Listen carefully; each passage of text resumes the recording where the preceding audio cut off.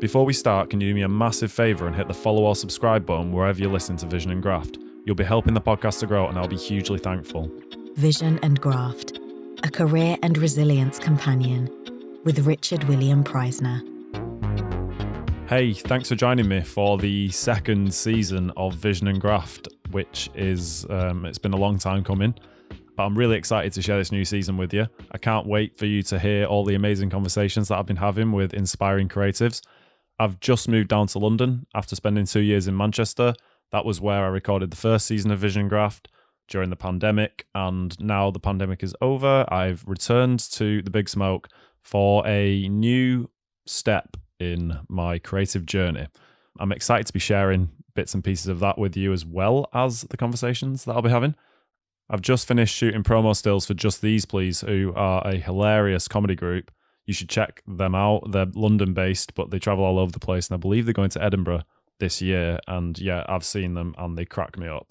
I've also got some other news to share with you that's photography related. For the past 2 years, I've been working on an art nude photography project called In Company. I'm in the process of developing a book.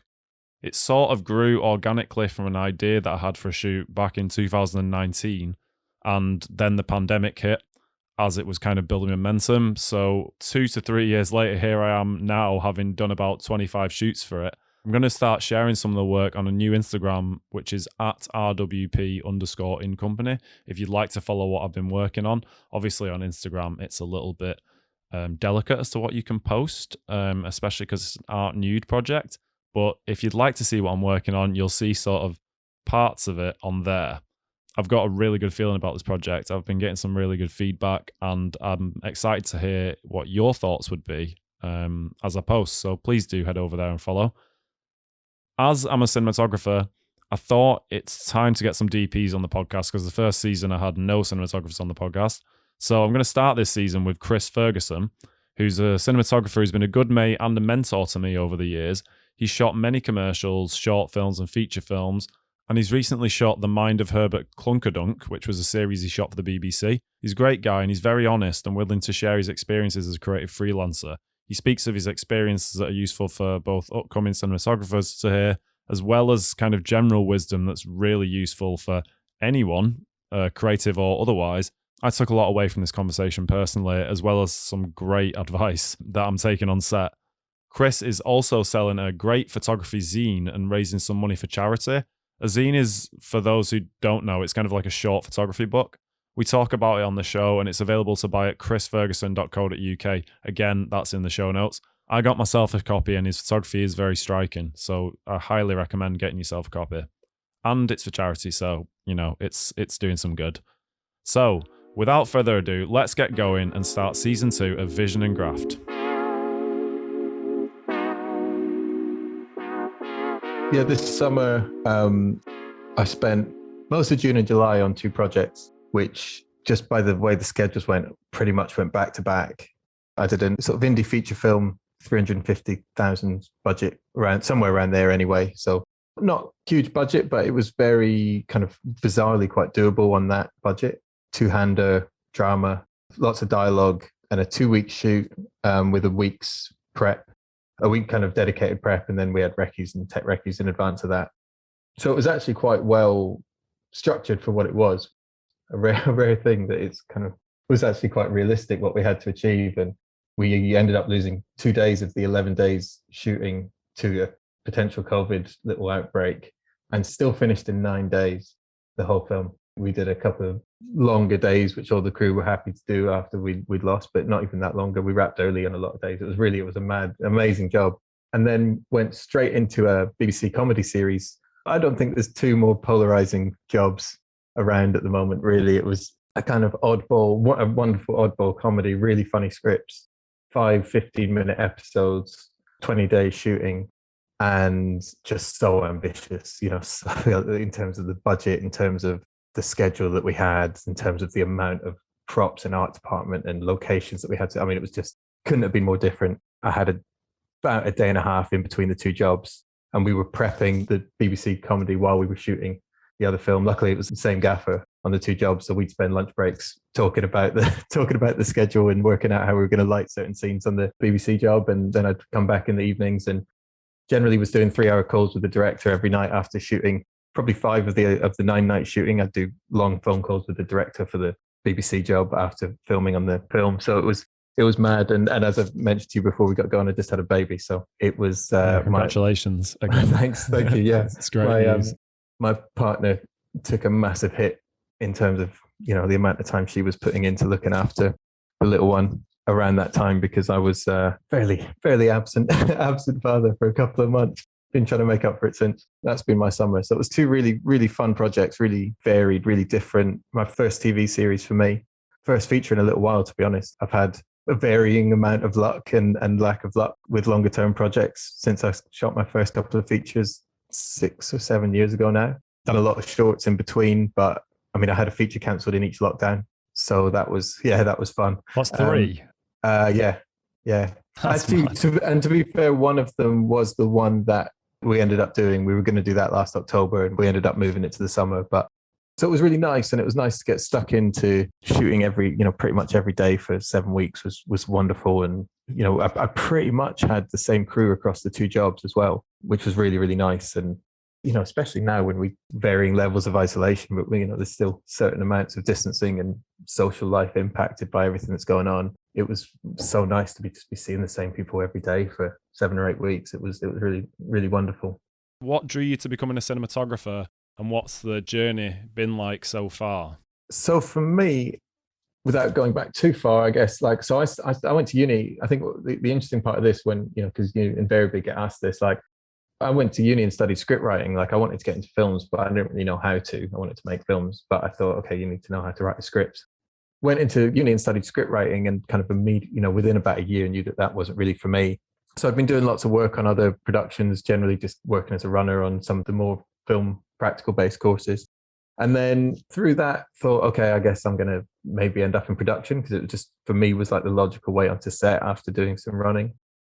So I got a job after uni with a company I'd been doing a lot of running for. I did do a lot of uni. I did a lot of work as a runner up in London. I was at uni in Bournemouth. And one of those companies offered me a job, and I did about a year there, and basically ended up sort of being in-house shooter, editor, early days of online video, which horribly shows my age, but it was just kind of becoming more and more common. And they had a couple of clients who, and I was going out 3 times a week with a camera. I'd never used a camera before.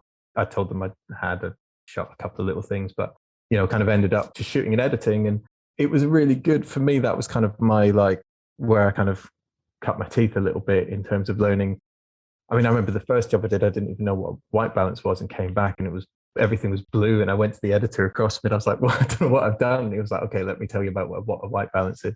So, I was so basic back then in terms of what I understood. But, and then I started even just on interviews, I started kind of being like, how do you like these nicer? How do you start just challenging yourself, even though I was kind of just, no one really cared what I did. I mean, obviously they did, but, you were kind of left to your own devices a bit.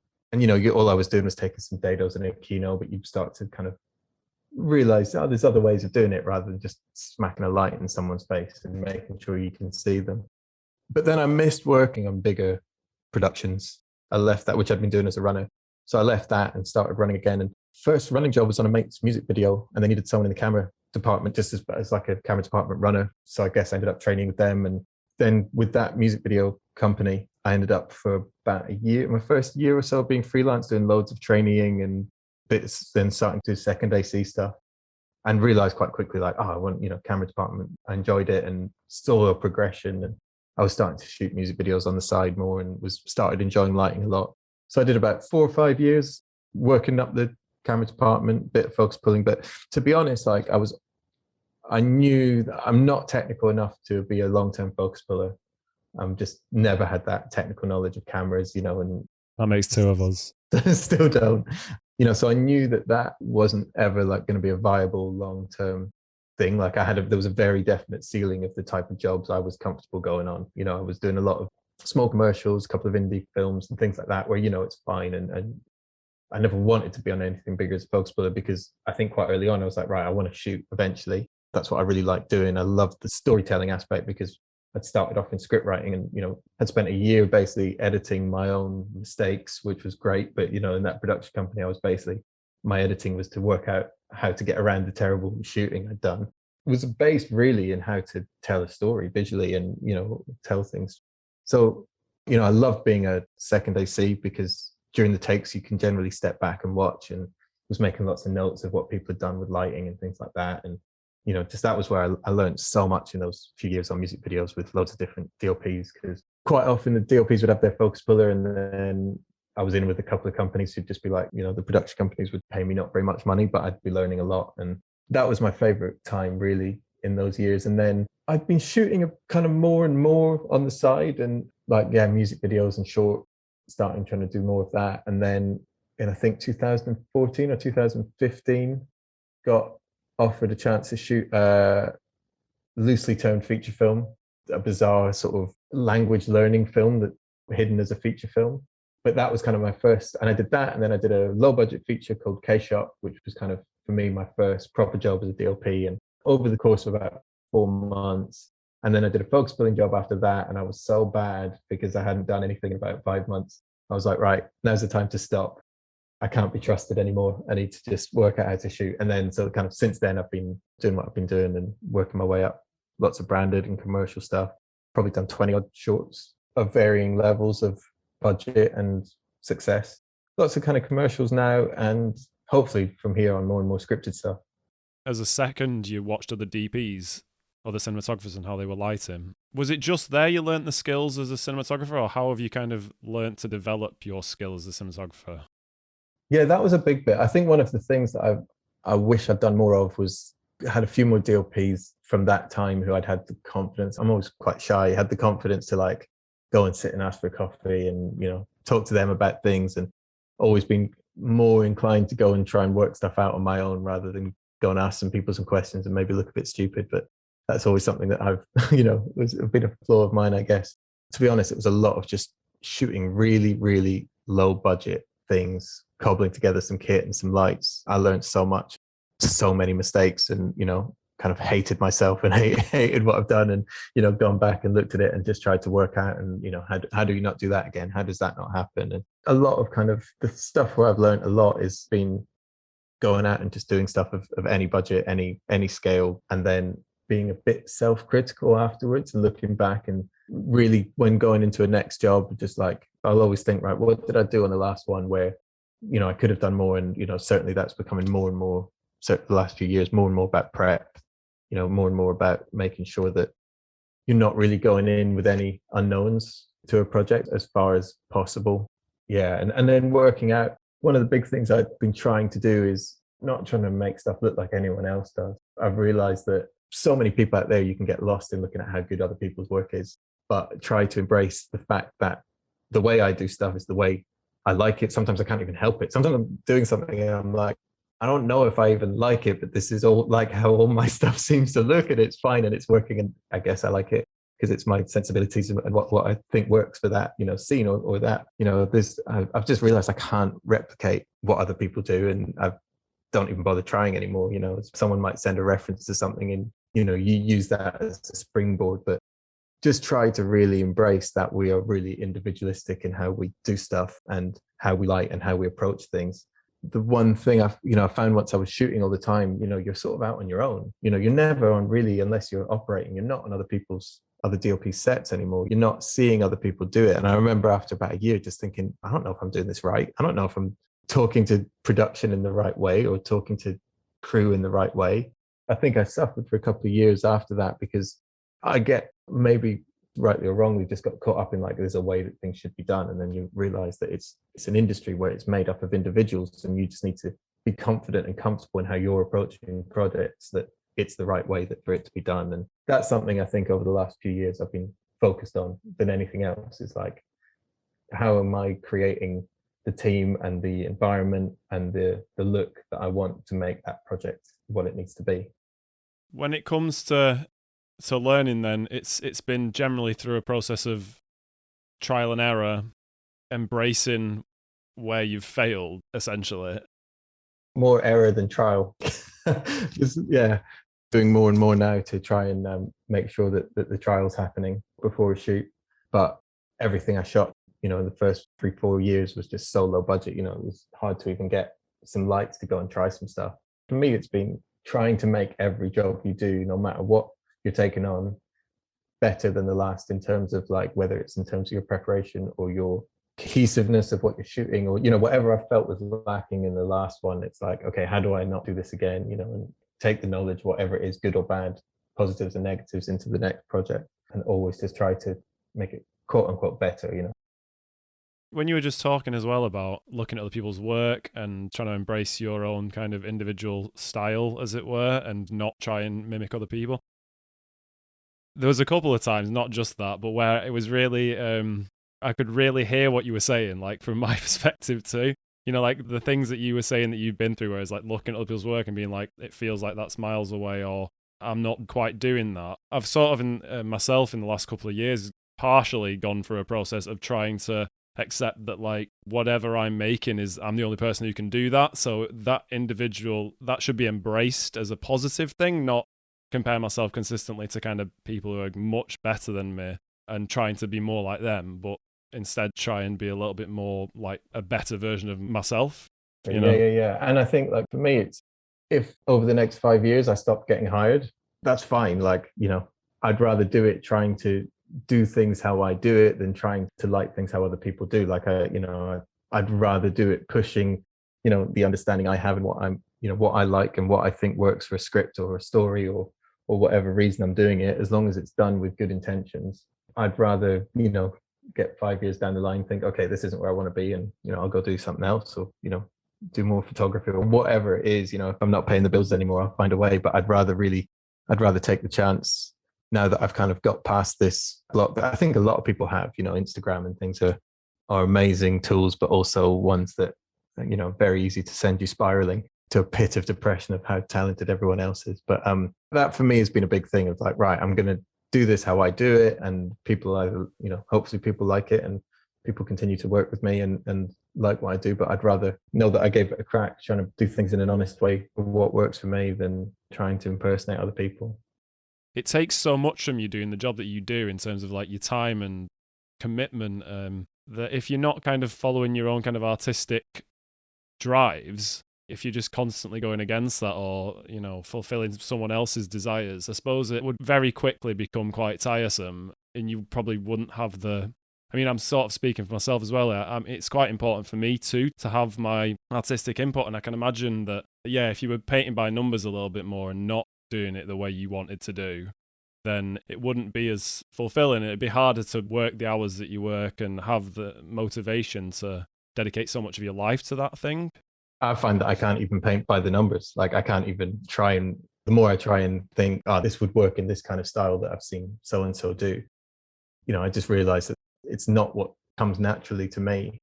But what I'm just banking on is the way I naturally shoot and the way I work with directors and crew and whoever. I'm hoping that is enough and is what needs to be done, and that's the chance you need to take. And if you're going to put this much into it, you may as well do it in the way that works best for you as an individual. Is it a process of kind of like feeling it? For me, completely. Yeah. Especially with anything scripted. So for me, I really like having creative boundaries. And most jobs I go into, now that was developed into this, I'll give myself little rules for camera and for lighting that, don't need to stick to. But, the options are so endless when you start on a job. I quite like having, certainly with my gaffer and the last jobs we did, we had a couple of things that like, right, in a pinch, this is what we go back to. This is how we make this feel coherent. And sometimes it's quite practical and sometimes it's more artistic. Again, for this BBC series that I did, we shot so out of order. We were shooting probably bits of every episode every day. It was rare that we were doing even consecutive scenes, never mind. Sometimes we were doing 2 parts of a scene within over 2 different days, while shooting bits of other episodes in between, just because of the nature of the series. For me, the main thing practically was like, I want this series to look like it's shot almost in order. Like that for me was a big thing. It's not particularly like exciting thing, but I wanted it to really feel like it's a cohesive thing that if someone watched it, they went, oh, they shot that in order. It feels really consistent with everything else. And so we gave ourselves a few rules for how we'd light and how we'd bring things in, and because we didn't have a lot of lights, and how we would control using what we did.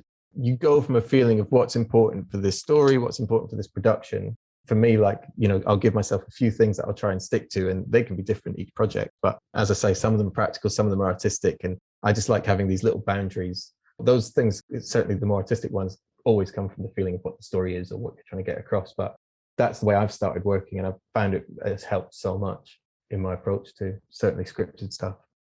Is this kind of opposed to taking others' references and trying to kind of imitate that in some way? Yeah, and it makes it more about really individual to the film and the world you're creating. Like, what are the creative rules of this film, of this, world that we're creating? Like on one short that I did, it was just something as simple as there was a character who was in the process of coming out, and it was set in London in the 60s, and where it was still illegal to be gay.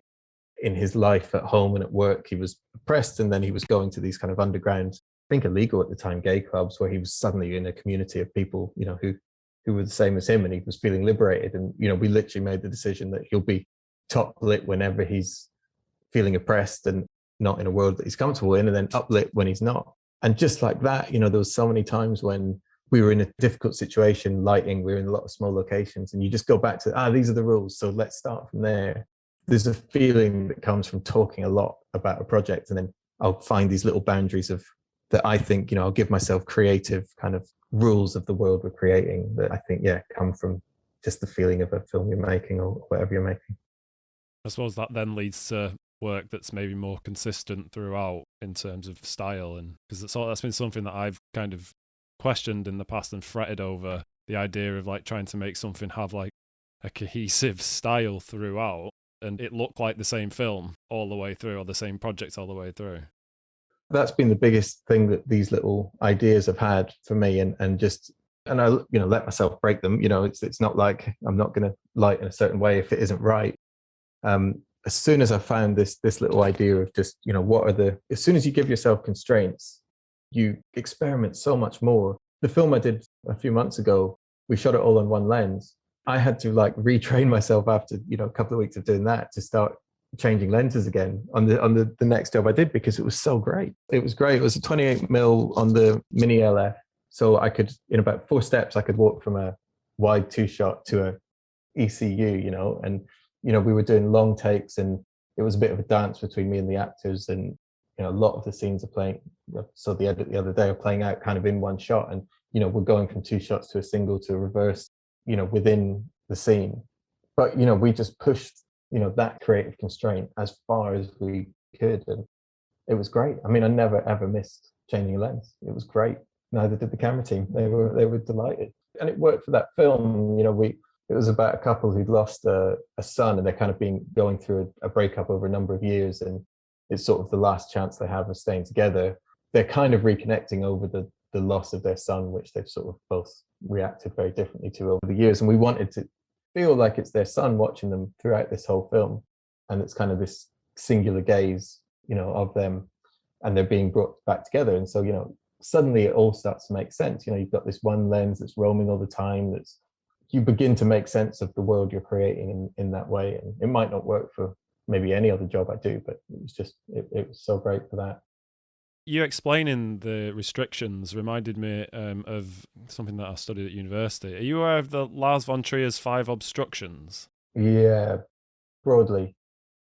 I studied at university. I may be completely misremembering this, but it's something that I took from university to use in my own work later on, or I've thought of.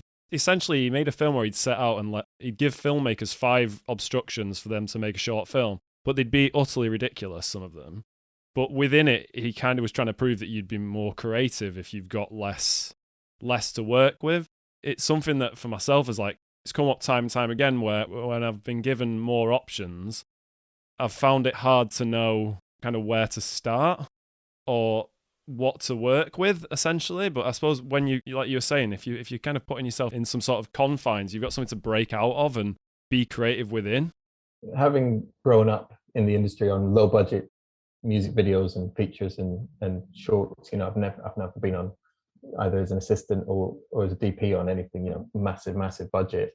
They're not the kind of films that I watch anyway. I'm much happier in the indie world anyway. It just doesn't bother me not having budget for something, and some people that, maybe worked with in the past, they struggle not to use the kit that they're used to, or, things like that. Whereas I, obviously there's times when you need certain things, but I just don't mind it. If there's not a lot of budget, you either do the job or you don't, and then you make the best of it. That's the decision you need to make. So often it comes out better for it. We did a short where an argument between, actually the same one I was just talking about, there's an argument between two characters, and we were trying to get an HMI that wasn't powerful enough anyway up through a window, and we didn't have the right stands, but we were like, thought we should be lighting it. And then we had a quick look at the weather and we went, this is going to stay consistent. Let's just put the curtains in a nice place and shoot it. And it looks beautiful. We could have made the effort to get the bigger lights that we need, but it just works and it looks great. And you don't always need the kit and that you think you do. And there's a real beauty to simplifying. And I think anyway, yeah, I totally agree. The more constraints you have, the more creative you are, because you can get lost in the options. Like the first thing I start doing is trying to make these little, for camera and for lighting, give myself a few rules that we're going to live by on this film as much as possible. Competition time. If you're enjoying the conversation, please can you do me a favor and leave me a review on Apple Podcasts? It's super easy to do, and if you let me know you've left a review using the Get in Touch page on visiongraft.com or by sending me a message on the Vision and Graft Instagram at Vision Graft, you'll be automatically entered for free into one of the monthly draws to win a Roscoe Mixbook digital swatch book. This very useful tool enables you to pre-visualize colored gels and LED colors, and they're really useful for those working in film, photography, or lighting design to plan which colors they could use in their lighting. I use mine all the time in my planning, and I couldn't be without it. Spread the word if any of your mates would be interested in getting their hands on one. The competition is free to enter. If you really want a mix book and you'd like to increase your chances, if you repost any of my posts on the Vision and Graft Instagram to your story, I will add an extra entry into the competition for you if you let me know that you've done that. The last date for entry is midnight the 31st of August 2022, and I'll contact the winner directly to arrange their new mixbook delivery. The competition is only available to residents of the UK, EU, USA and Canada, but if you'd still like to leave me a review if you're outside of those areas, I will very much appreciate that. Full terms and conditions are available at visiongraft.com. Good luck with the competition. Now back to the show. I noticed that there are some directors you've worked with quite a few times. How important are developing these kind of reoccurring creative relationships for you? And how important have they been as you've moved through your career?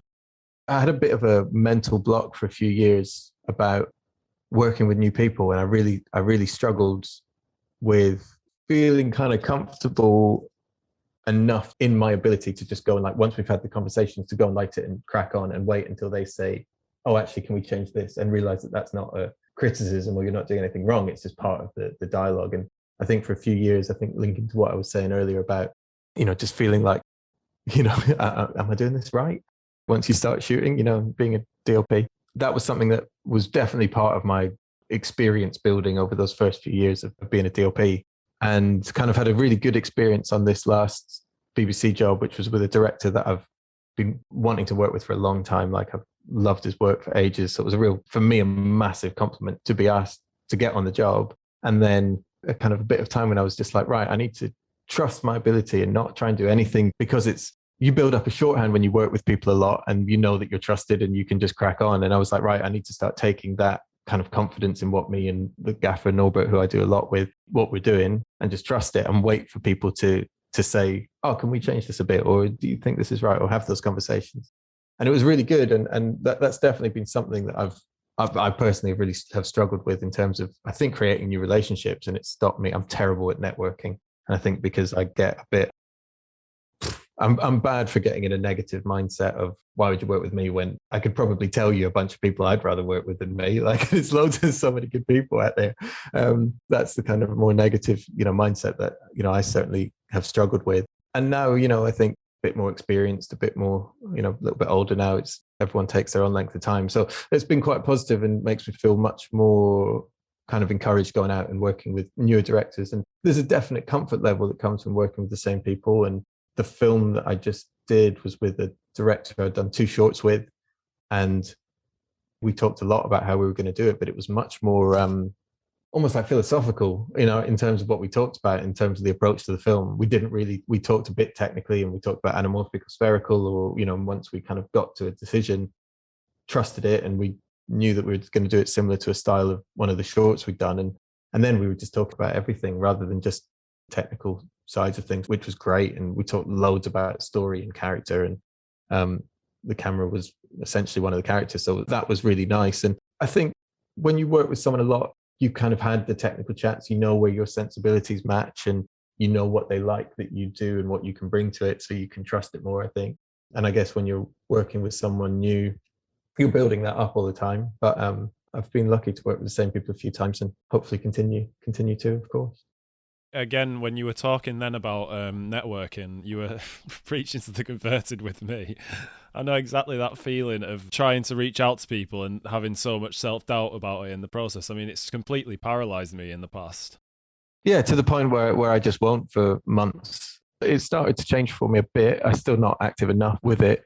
And, I have nothing but respect for people who are very good at getting their name out there and doing it well. And it's definitely the biggest struggle I have with this industry is the any type of self-promotion or networking. I really don't enjoy. Yeah, it's unfortunately quite vital, isn't it? That's the problem. It's as much of a talent as any part of it. I think, it's part of the job. So I'm trying to improve on it. To what extent is problem solving part of your job? I think some days it's like 95%. It's sometimes it feels like all you do is solve problems, and then you remember you have to shoot something at some point. Non-cinematography related problems as well. Oh yeah, I mean everything. I think it's the one thing that you sort of wish someone told you when you were starting out and thinking I want to be a DOP is that the amount of time you actually spend lighting and shooting is very, very minimal. And it's certainly in terms of actual dedicated time to lighting and shooting, it's even less, which is probably why prep and the time you put in becomes so vital. If you've got a shorthand with a gaffer who's, you see things really similarly, that's so invaluable to the process of lighting. Crew is so important because you can be getting pulled off into a conversation about anything, suddenly a location's changed and you've got to go and talk about that, or, something that day's changed. Then you have to go and immediately switch and be on set and be thinking about operating or thinking about the light, thinking about, all these things. It's pretty exhausting, and no one really tells you when you're starting out that, you'll probably spend more time talking about schedules and logistics than you will about shooting at a perfect f-stop throughout the entire project. That becomes a luxury.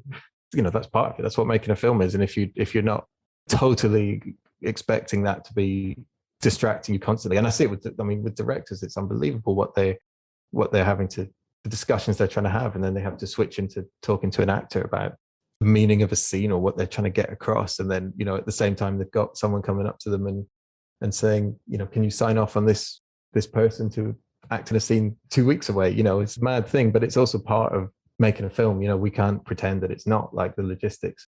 That's what makes it. I have this expression that when I don't know how I got it into my head, someone must have said it to me at some point, but ever since I've had it, it's changed everything. And that's that the obstacles are the path. And as soon as I started telling myself that, probably 5 times a day, I don't stress anymore on set, really ever. Like, sometimes, of course, we all have days when it's just overwhelming and there's a lot going on. But in terms of my attitude to like the problems, rarely do things not work out okay. I mean, rarely. Here's an example. So on the series that I just shot, we had a location like a mechanic's yard, and we got there and they were refusing to close. We had about 3 hours to shoot 3 or 4 page scene with loads of stuff. It was a lot to do, even in the time that we had scheduled. We got there, they refused to close. They were still allowing like scrap metal to come in. And we stood around for 45 minutes. We set up the camera and we kept them to move our vehicle to, the hero vehicle and to let things in. And we were just like, right, this is ridiculous. And the locations guys came in and said, right, there's another one around the corner. So we made the decision to drop everything, location move, which, as you know, takes time. So we probably ended up having 1 hour and 45 minutes to shoot what was a push at 3 hours. But we ended up in a location that was calm, that was quiet, that probably looked better. Said to the director probably every day on that job, don't worry, obstacles are the path. This is probably the one time I didn't believe it, because we still had so much to do. And we shot everything, and we probably shot it better. And we ended up with stuff that was just, we would never have got in this other place. As soon as I started taking that into like, you can't, unless you're in a studio with lots of money, you don't have control. And I love being on location. To me, that's part of filmmaking, is being in practical locations and having all those things. Kind of like it when the world's getting in the way of making a film. And yeah, as soon as I started thinking about, having that mantra all the time, nothing's a problem, because it might be different, but it'll always be better for it, I think. I suppose it results in you being a little more clear-headed, having that perspective too, which means you'll likely be working better, won't you? This location isn't working and we've got 2 hours and we have no other chance on this entire schedule to shoot this scene. The decision is that we're going over here. It's like, okay, we're not even going to worry anymore. This is what we have. This is what we're going to deal with, and we're going to make the best of it. Taking that into every day of shooting has made a massive difference to my approach. Well, I think I might be taking that mantra myself. It's a good one. I wanted to ask you if you'd be happy to tell me about the biggest hurdle that you've faced in your career and what you've done to manage this. I had a spell 4 years ago, I guess, when when I, sort of touched on kind of lack of self-confidence and lack of self-belief, which was all like pretty debilitating for me for a year or so. Like I'd have spells when I just didn't really leave the house very much. Certainly didn't push for any work. Certainly the thought of being on set or trying to do anything was almost, I just couldn't do it. And I did a little bit of like CBT at the time, but I didn't really find it helped much. And this has been something that I get from time to time on varying levels. This was probably the worst point, and sort of took myself away from the industry for about 7 weeks. With my partner at the time, we went out to Spain and just lived in the middle of nowhere for a bit. And, whether it was other stuff going on or whatever, but it did affect work for quite a long time. And I think often it comes from, it's hard, like there's a sort of a love of doing this job, that I need to do it. But then it can also, whether you're doing the right kind of work or the jobs you want to do does impact. It's part of it, I think. And I think that was what I was struggling with. And often I do go back to, like, am I doing jobs that are fulfilling and worth the amount of time I'm away from home or not seeing my friends or anything like that, and I think that has at times really, really impacted, my mental health. Over the kind of lockdowns, I did a fair bit of therapy. It was quite a good time just to stop down and just try and work out why this happens, why I get these massive lows of confidence and things like that, which was obviously useful because it's always useful to talk about this stuff. You just have to wait, I think, until you're kind of ready to do it often. Yeah, so I had that one spell that was really hard, but it's kind of a constant thing. I think the confidence issues that I have, for whatever reason, is always the biggest hurdle. And there's been times, like I say, when it's really almost been quite debilitating, and whether it, leads into being diagnosed with depression or anything, but it kind of has come out like that at stages for sure.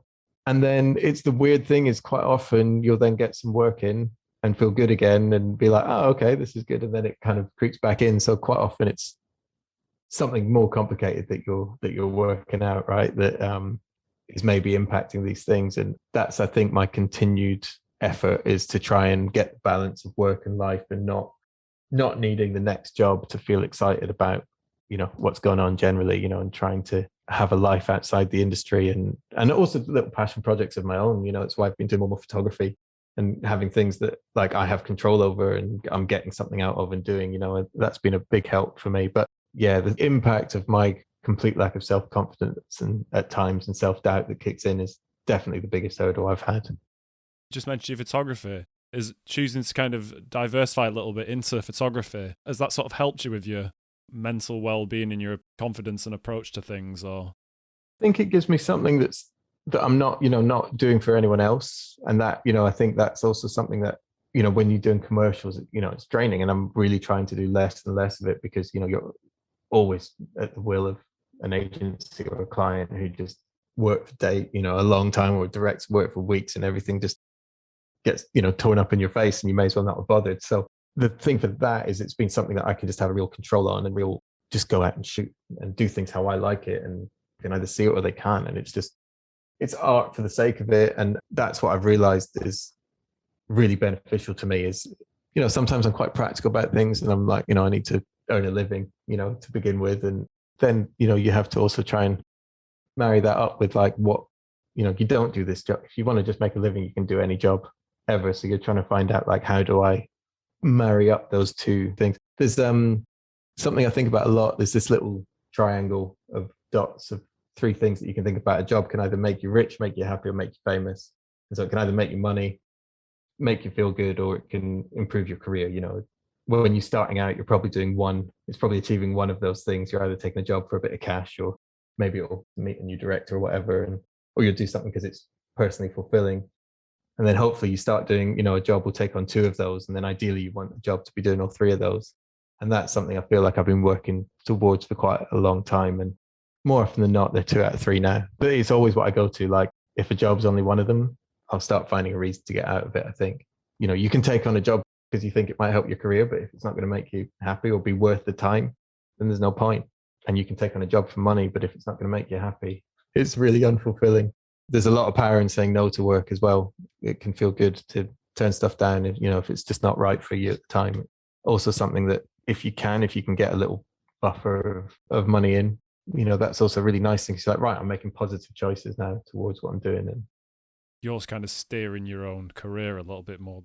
certainly when you're starting out, there's such a pressure, mostly from yourself, to just say yes to everything because you're so nervous they'll never come along again. But certainly after you've been doing it a few years, I remember when I first went freelance speaking to a cameraman, it's like, how are you just not always terrified you're not going to get any more work? And he's like, after 6 or 7 years, if it was going to go wrong, it would have by now. And obviously you have to get through the first couple of years, and it's a hard industry to get into, but touch wood, it will carry on as it is once you got your foot in the door.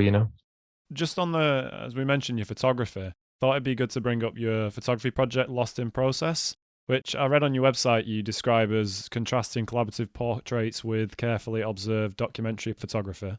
You shot the project in Suriname, the smallest country in South America. How did that project come about, and how did it develop, and what made you decide to shoot in Suriname? So it came around, basically 2018 was probably, from a personal perspective, again, talking about overcoming hurdles, was probably the hardest year of my life for many, many reasons. But coming out of that, I needed to do something. I just needed to get away. I needed to kind of get away for a while, just clear my head, just see if I could exist basically anywhere else on the planet and just, really get away from things. So I spun Google Maps and I stopped it with my finger. I was just north of Brazil, so I zoomed in, and there's Guyana, French Guyana, and Suriname, these 3 countries just above Brazil. And I thought my geography of South America was all right, but those 3 took me by surprise. And so I zoomed in and I started reading a bit about Suriname and just sort of got really kind of taken with it. And it's a kind of ex-Dutch colony. So it has all these kind of beautiful old wooden houses and, really interesting architecture that feels very out of kilter with. I spent a fair bit of time in South America. My brother lived out there for a while and I shot out there a fair bit. So I kind of have an image of what it was, and it was so against it. And it's slightly Caribbean as well with the coastline, but then it also has the Amazon in it as well. So 600,000 people in the whole country. And so about 3.5 weeks later, I was there for a month.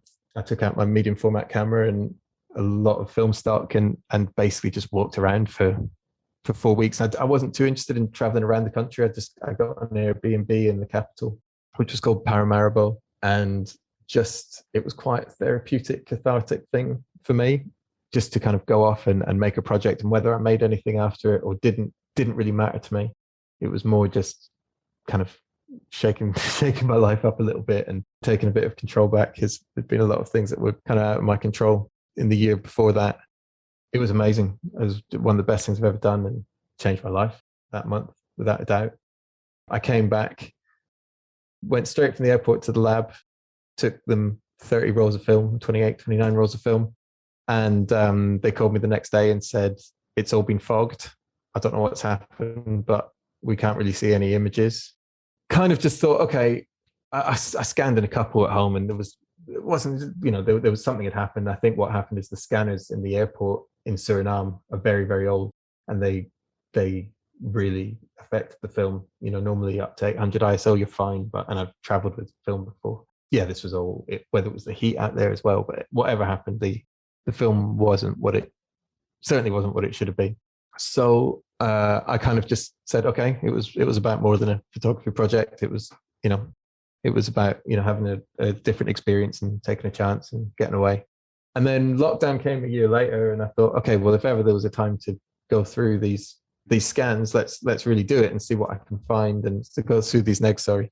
So I started scanning them in that first lockdown, and found that kind of a couple of frames in every roll, there was something there, and found a kind of little weird digital process to bring them back to life. And basically, the reason it's called Lost in Process is it felt to me like the trick had edited the pictures. Like I had to let go of everything that I thought I'd taken, all those nice images that I hoped that I'd had, and pretty much all the pictures that I was able to salvage make up the book.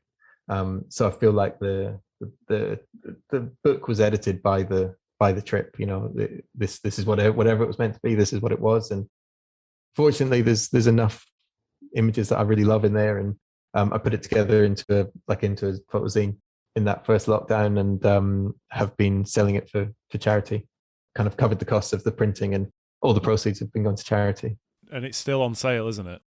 Yeah, I've sold about 150 of the 250. There's about 280 copies actually, but my plan was to sell 250 and send 30 odd out back to Suriname. Hopefully do, but yeah, I've got about 100 odd, maybe between 80 and 100 copies left.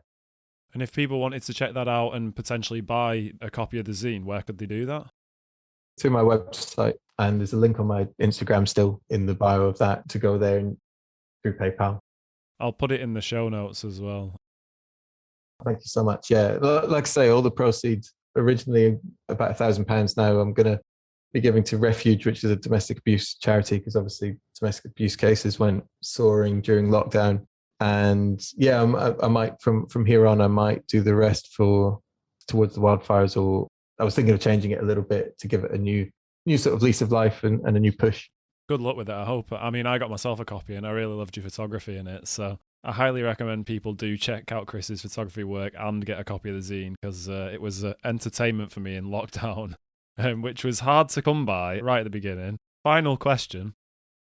What gives you hope? Yeah, that's a hard one these days. In amongst everything, and the world's a very divided place, and we have climate that needs desperate attention, and that takes up a lot of my mind.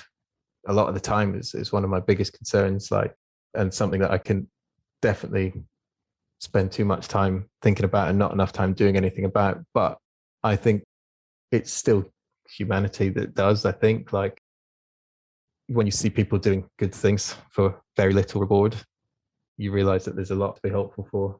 Hopefully the good people will outweigh the bad, and we all just need to keep doing more things for others.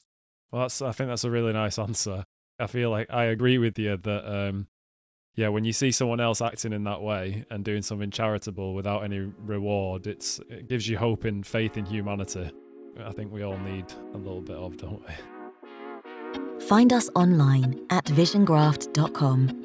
And for updates, follow Will on Instagram @visiongraft.